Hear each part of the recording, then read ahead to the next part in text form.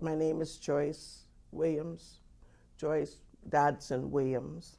I was born August the 11th, 1946 in St. Paul, Minnesota. I didn't live on Rondo. I lived one block off of Rondo on Carroll. My grandmother lived one block from me. I lived at 528 Carroll. They tell me that's where they brought me from the hospital. So then my grandma lived one block east of me at 439 Carroll. So I used to visit her all the time. And she would, my mother and father were young when they got married. And so she kind of helped, as grandmas do, And my dad was really fond of her and vice versa. So this is how they raised me. Well, my grandma came here. My grandma was born in Enterprise, Iowa, February 2nd, 1905. She came to Minnesota when she was 5, which was 1910. So she's been in Minnesota since she was 1910. And my mother was born June 5th, 1926 in Anchor Hospital. She was the first child born in any hospital. The other two were born at home. So I guess we've been here forever. Well, my favorite memory of Rondo is my grandma living on the top of the Rondo Hill. The Rondo Hill went down to Rondo. And in the late 40s and 50s, cars couldn't get up that hill because it was too steep. So kids used to put an ice block at the bottom of the hill, snow it, put water on it, and then we'd put ice down the hill, and we'd slide down there on the cardboard. And, oh, that was the best fun. Well, starting back in the beginning, according to what I was told, the black community began where Regents Hospital is now. And that group was called Rex Court. And during that time, when people would come from the south on the railroad, they'd get off of the train and they'd ask the train master or the red cap where the colored people lived, and they told them to go straight down Jackson. So they'd come down Jackson, and that's where the village was. That's what they called it. And I have pictures of my aunts and uncles there in that village when they were kids. But they'd rent them rooms, they'd find them jobs, because this is why they came north to Minnesota, because they had jobs at the packing houses, Armour, Swift, or Cudahy. They had jobs on the railroad. They had jobs, just throughout the city that was hiring. So that's why they came here. So then from that village, they started getting bigger and bigger and moving up, like Rondo and St. Anthony and Carroll from down there in Jackson. And then they kept on going. And so then they even went across Dale, okay? So when they got across Dale, that meant they had a lot of money. So they called below Dale Oatmeal Hill and above Dale Cornmeal Valley. So, those are memories that I remember growing up in Oatmeal Hill, okay, and going to school in Cornmeal Valley. So it was just things that we knew. Our family had talked to us. This is the only kind of history that black people have had in the whole history of having black history, is through word of mouth. So if you look for Rex Court today, it's not documented anywhere. Because I suppose back in the early 1900s, when it began, they weren't making any,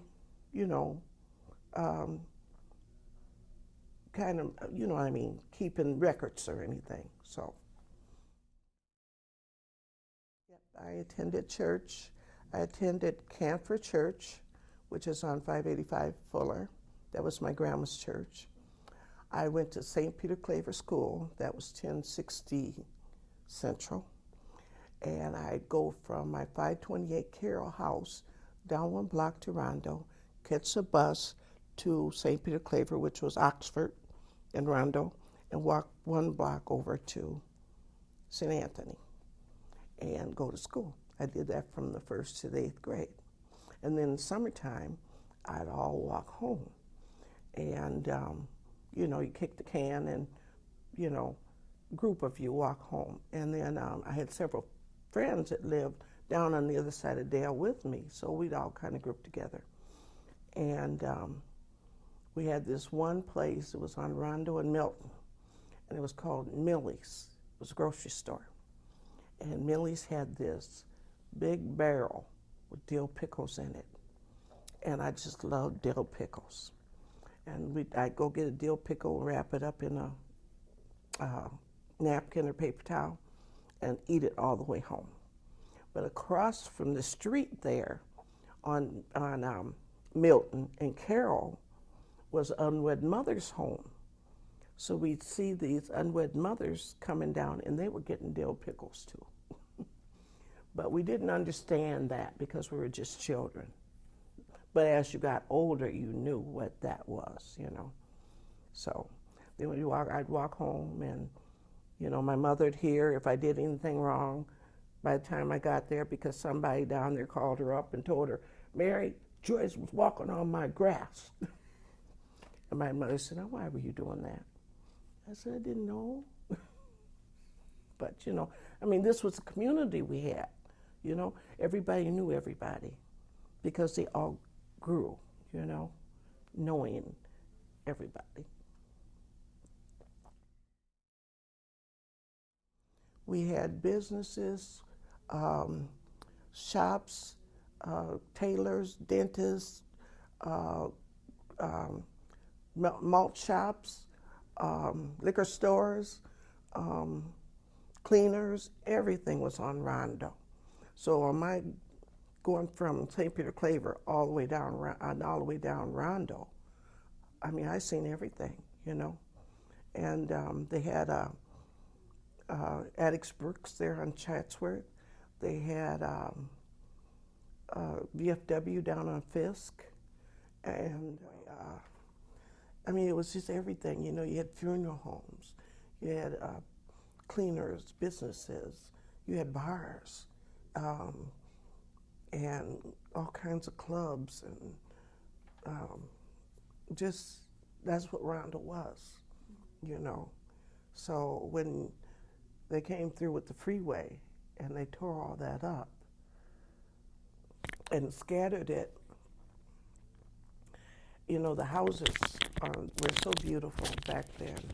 They had all the, whatever they would want now, the hardwood floors, the archways, the built-in hutches, you know, the banisters, all that old architecture were in these houses. And there they tore them down, you know? I mean, what you know, what you would give for that now to have those, that hardwood floors and stuff like that. I remember my grandmother had a pot-bellied stove furnace in her dining room, and it had a pipe that went up to the second floor that would heat the second floor. And she had a coal bin, and so she'd go get the coal with the bucket, put it in the pot-bellied stove, and that heated the house in the wintertime, you know. And then as she got more proficient, she had the pot-bellied stove taken out and had a furnace put in a sub-basement that heated the whole house, you know. And so, you know, just the progress you've seen coming up, you know, all through that time sticks in my mind. Right now, I'm the family historian, telling my children about my memories of when I was a child. And they listen, you know. And my son's a St. Paul policeman, and my daughter is a neighborhood activist for Frogtown. So, I mean, they're community oriented too, you know, basically because of the way they were raised in the community. And we were all raised with respect, you know. I'll tell you what, there was no rolling your eyes or acting like these kids do now. There was such a thing as having a backhand lick that made your grandmama famous. And they didn't care, you know. But it wasn't abuse, you know. I mean, it was a way to make you respect what they had to say. Because they, you know, as dumb as you may be or as smart as you might have thought you were, once you got grown, you figured out that you weren't as smart as you thought you were, okay? My grandma used to always say, now, child, stay a child as long as you can, because once you get grown, you're grown forever. She didn't lie. Oh, my God. I was a tomboy. So all my friends were boys. Jimmy Shelton, Johnny Senar, Richard Parker. Richard Parker's sister and I were good friends too, but she was younger than me. And the Ransoms and Terry Dillard and Richard Garcia and Junior, can't think of his last name right now, but we were all friends, you know. And I'd play baseball, get down there and play football. And by the time I got to be a teenager, my mother told me, you're a girl, you can't be playing football. I didn't understand why, you know. But anyway, I was a tomboy. And my mother was a tomboy. So, you know, and I love sports. We used to go to the Hollow, which was down there in St. Anthony and Kent, and skate all night long almost, you know, and walk in the neighborhood. Didn't care if it was night or not, because nobody ever bothered you. You know, they all protected you. You know, that's Mary and Julian's kid, you know. Well, hi, you know, and you just, that's the way you were, you know, they knew who you were. So everybody knew everybody. And that's why I know so many people's pictures, you know, when I see them. So, but I had a best friend I went to St. Peter Claver with. Her name was Pat Harris, and she lived at 666 Eaglehart. So I'd walk her home, and then I'd come down Dale and go down Carroll to my house, you know. And so this is how we got to be good friends, because we'd walk together. Well, when the freeway came through, they tore up part of it in the late 50s. And in the early 60s, I had to go through the ditch to get to my high school, which is right on the other side of the Capitol. If you can think from coming 528 Carroll, going, because shortest distance between 2 points is a straight line. So you go straight down the dirt road, and then you get down by the Capitol, and then there was your high school. So that was all downhill. And coming back was uphill. So, you know, it was like coming back, I'd probably take a bus, which was a university bus. No, Rondo bus, because the Rondo bus was at Rice Street. So I'd get across the Capitol Approach, get to Rice, take the Rondo bus up to my house, and then, but I'd walk to school, you know, because the buses didn't run like when I needed to go to school, you know, so. But it was bad because you saw everybody getting separated. You saw these houses being torn down, like I told you, the ones that I had been in that had the hardwood floors and the woodwork and the hutches and the stained glass windows and all that being torn down, you know? Like things people value so much today, we had then, you know? And I don't understand until I got older and went to Northwest Airlines. And I realized that St. Paul was the only capital in the whole United States that didn't have a freeway from the Capitol building to the airport. So they came down Rondo. Well, they couldn't get through Highland, so they had to go through another black neighborhood down South Minneapolis, which is 35W, and come out beyond the airport, you know? So it was just confusing. Who in the heck, what drugs were they on? I don't know, you know, I mean, you never know. And I have to say this, had to be a man, because a woman would have planned it out better. You know, that's just how we do it. We don't make moves, you know, unless we know what we're going to do and who it's going to affect. That's just it.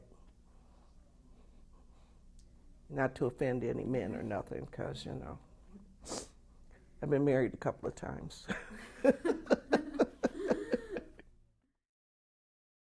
Yes. When I was younger, I used to go all the time. And then I take my children.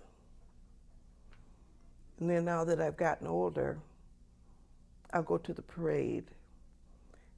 And they kind of changed it, you know. So if they got somewhere, when they took it away from this grounds here, where all the shade and the trees were, and they put it out where it was nothing but sunshine, well, I'm on medication. Some of my medication doesn't let me stay in the sunshine, so I didn't go. So, you know, it's just age has caused me not to, you know. But I mean, I will go from point A to point B if I know where you are, you know, so that'll be fine.